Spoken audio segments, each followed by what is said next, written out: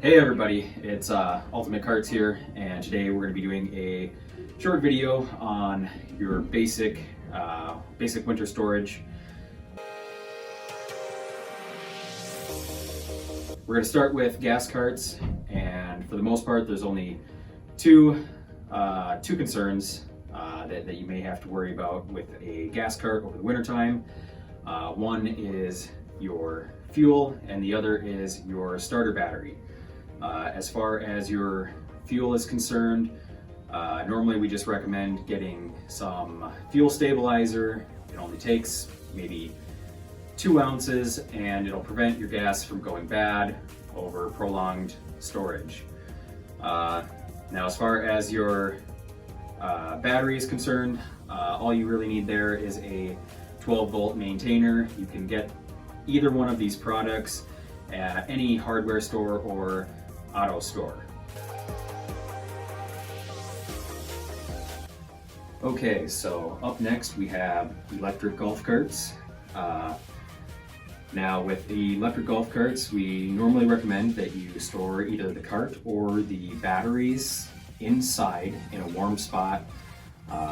Tends to be a lot easier to take care of them. Then you don't have to worry about freezing your batteries. Now, of course, you can store your carts outside, but if you do so, it's very important to maintain the charge. Electric carts, as long as the batteries are fully charged, they shouldn't freeze, but that doesn't mean it can't happen. So I can't stress this enough. Very important to charge your cart a lot.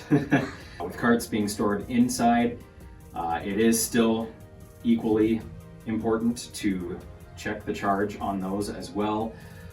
With warmer temps, batteries do have a tendency to self-discharge. Because of that, I've seen carts lose a charge in as little as 1 week. So it's just as important to check that on a regular basis. Now, I'm assuming most of you out there have your factory charger that comes with the cart.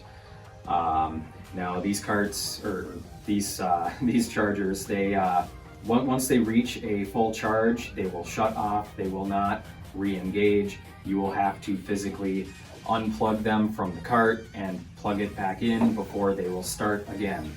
We normally recommend that every couple of weeks, at the minimum, you go out and check your charger and reset it. The other option that we do have is we have a 48 or a 36 volt maintainer. These are a very popular option. They are easy to use. You just clamp them right onto your main positive and your main negative, and you flip a switch and they can sit for an extended period of time. They'll pretty much do all the work for you. They'll turn on and off whenever they sense a change in the batteries. These are really convenient, but they do have a fault.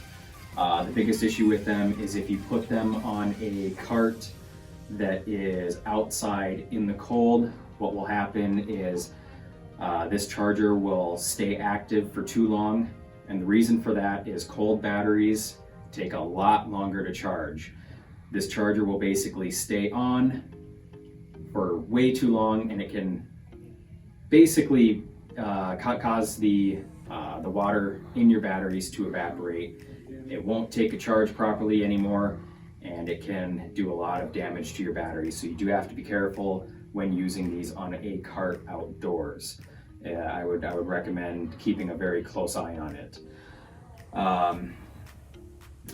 Another thing to talk about, I guess, is the batteries in the carts are maintenance batteries, meaning that you will have to check the water levels over the winter. As I just mentioned, the water inside can evaporate out, especially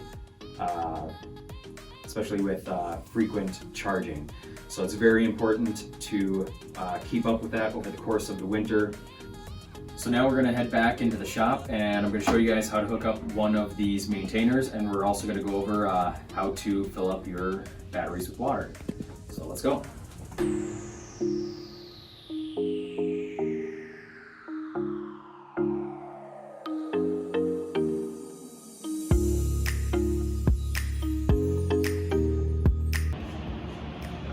Okay, so here we are, we're back in the shop, and I have one of our 48 volt maintainers here. Before you do anything with this maintainer, make sure that this switch right here is off. You can see there's a little white dot. That dot indicates that it is in the on position. Right now it's off. If you have that switch on and you plug it in and these two leads end up touching, you will end up blowing a fuse in here. Although it's really easy to replace if that does happen, so don't worry. But I'm going to go ahead and show you how to hook it up. So the first thing you're going to want to do is take the red lead and hook it up to your main battery positive, and then you'll take the black lead and hook it up to your main battery negative. They just clamp right on. It's nice and easy. After you do that, you're going to want to find the AC cord, plug it into a wall or an extension cord. Once that is done, then you can go ahead and flip the switch on the maintainer. Once you flip that switch, you should see some lights come on the other side. These lights will indicate some few various states of charge. It'll tell you all about that in the operation manual. So we won't go over that now. But once those are on, it's running and you're good to go. You can just set it to the side and let it do its job. So that's it for the maintainer. Next, we're going to go over how to top off your batteries with water. So before we go ahead and open up our batteries and top them off with water, I do want to mention that the batteries do contain acid. It's extremely volatile. You don't want to get it on your hands or on your clothing. So it's always best to wear eye protection and gloves. So when it comes to filling your batteries, it's a pretty simple procedure. The first thing you're going to want to do is you're going to want to open up your batteries.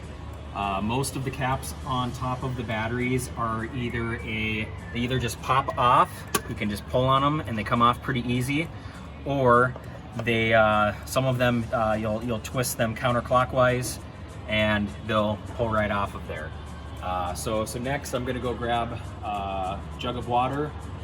Make sure you're using distilled water only, and then a funnel. So it's a really simple procedure. All you really do is drop your funnel down in each cell of the battery, all four of them, until they're all filled up to the right level. And then you just pour your water in nice and slow. I'm not going to do it right now because these batteries are actually at the perfect level. But you can see down inside of the batteries, you can see the lead cells in there, and you only want your water level to be about a 1/4 inch above those lead cells. No more, no less. If it drops below that, it can damage the batteries. If it's overfilled, you will have acid splashing out,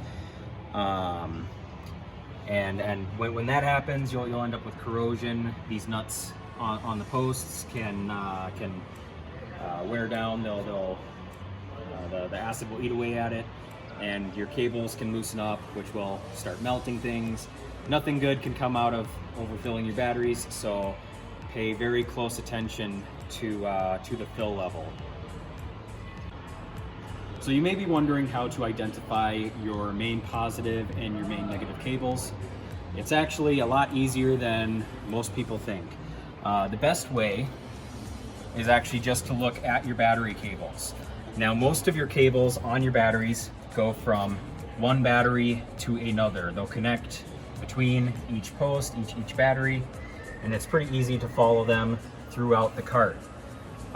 Your main battery positive and your main negative, they won't connect to another battery. Instead, you should be able to follow the cord down and it will hook into either your controller or a solenoid.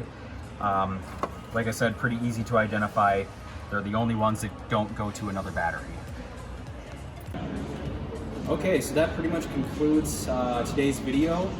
If you have any more questions about battery care, you can always consult our website. We have tons of information on there, ultimategolfcarts.com.